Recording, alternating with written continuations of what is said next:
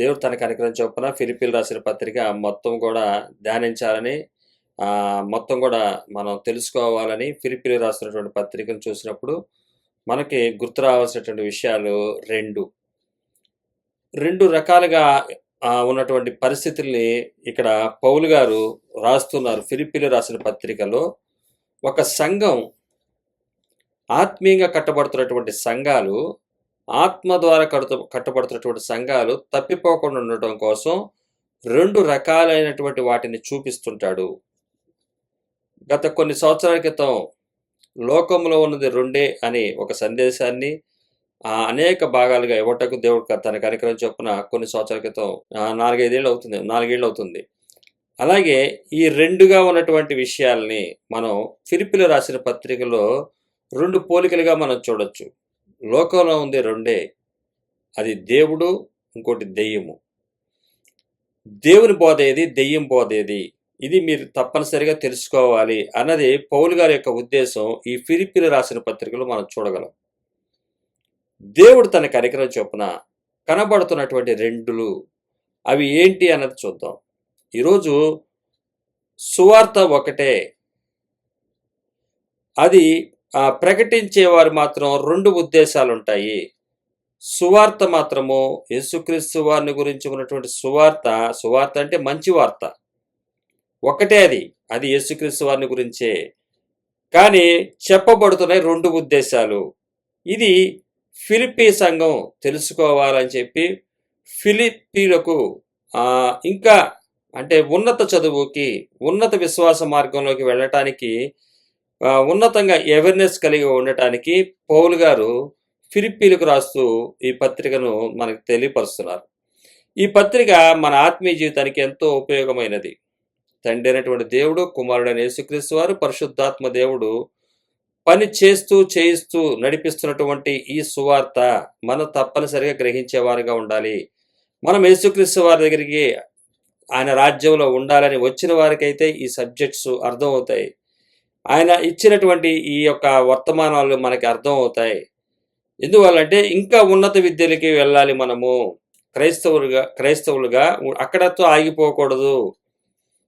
కొంతమంది ఆశీర్వాదాలు వచ్చి 2 రకాల మనుషులు ఉంటారు. కొంతమంది ఆశీర్వాదాలు వచ్చి అక్కడతో ఆగిపోతారు. కొంతమంది ఏ ఆశీర్వాదాలు వద్దు, పరలోకమే కావాలి, నిత్యరాజ్యం కోసం వదిలి నడుస్తూ ఉంటారు.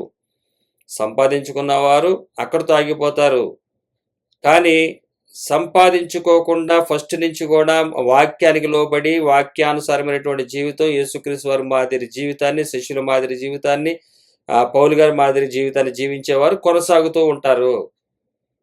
కొనసాగుతున్న వారికి ఇంకా బలాన్ని ఇచ్చే వర్తమానం, అలాగే యేసుక్రీస్తు వారితో అని భూ ఆశీర్వాదాలతో సంపాదించుకుని అక్కడతో ఆగిపోయినట్లయితే వారు ఈరోజు వదిలి వెళ్ళాలి. మొదటిగా ఆయనతో పాటు నడుస్తున్న వారికి ఇబ్బంది లేదు. మధ్యలో ఈ యొక్క సంపదల ద్వారా వచ్చిన దాన్ని వదిలి వెళ్ళవలసి వచ్చినప్పుడు వారికి కష్టంగా ఉంటుంది. కానీ ఇది మొదటిగానే వాక్యం మన దగ్గరికి వచ్చినప్పుడు మొదటి నుంచి మనం గ్రాడ్యువల్గా, మెల్లిగా లోక విషయంలో దూరం అవుతూ దేవుని ఆత్మీయ విషయాల్లో దగ్గర అవటం నేర్చుకోవాలి. అది ప్రతి ఒక్క సేవకుడు చేయాల్సినటువంటి పని. దేవుడే అందుకే వారిని ఏర్పాటు చేసింది. ఒకేసారి ఆశీర్వాదాలు సంపాదించుకుని కష్టపడి ప్రార్థనలు చేసి అయి చేసి ఈ చేసి ఏదో విధంగా సంపాదించుకున్నట్లయితే అది కాదురా. ఇంకా ఉన్నత విద్యకి వెళ్ళాలంటే, ఇరుకు ద్వారానికి వెళ్ళాలంటే వదిలేయండి అంటాడు ఆయన. వదలమన్నప్పుడు వదలాలి, తీసుకోమన్నప్పుడు తీసుకోవాలి. అది ఏం చెప్తున్నాడా అనేది మనం నేర్చుకోవాలి. ఇక్కడ పౌలు గారు తన యొక్క సంఘానికి, ఫిలిప్పీలో ఉన్నటువంటి సంఘానికి, ఆ సంఘానికి రాస్తున్నటువంటి ఈ లేఖ, తాను యొక్క ప్రేమించినటువంటి సంఘం, ఆ సంఘానికి తెలియపరుస్తున్నాడు. 2గా మనం చూస్తాము. 2 సువార్తలు ఉంటాయి. మంచి సువార్త ఉంటుంది, చెడు సువార్త ఉంటుంది. అంటే సువార్త ఒకటే, ఉద్దేశాలు 2. మంచి ఉద్దేశం ఉంటుంది, చెడు ఉద్దేశం ఉంటుంది. చెడు సువార్త ఉండదు, మంచి సువార్త ఉంటుంది. ఒకటే సువార్త అది. దాన్ని చెప్పే ఉద్దేశాలు 2 ఉంటాయి. ఈ 2 ఉద్దేశాలకి ఉన్నటువంటి వారు ఎలా ఉంటారో, ఏ ఉద్దేశాలు కలిగి ఉంటారో ఈ యొక్క ఫిలిప్పీలు రాస్తూ వివరంగా తెలియపరుస్తారు పౌలు గారు. ఈ 2 ఉద్దేశాల్లో ఏ విధమైనటువంటి నడక ఉంటుంది, ఏ విధంగా ఈ యొక్క సువార్తలను అనుసరిస్తుంటారు, ఈ సువార్తలు వెంబడిస్తుంటారు, వారు ఎలాగుంటారు, వారి తర్వాత వారి పరిస్థితి ఏంటి? ఇక్కడ 2 అంశాలు మనం ఈరోజు చూస్తాము. ఒకటేంటంటే పౌలు గారు ఫిలిప్పీలో ఉన్నటువంటి సంఘం.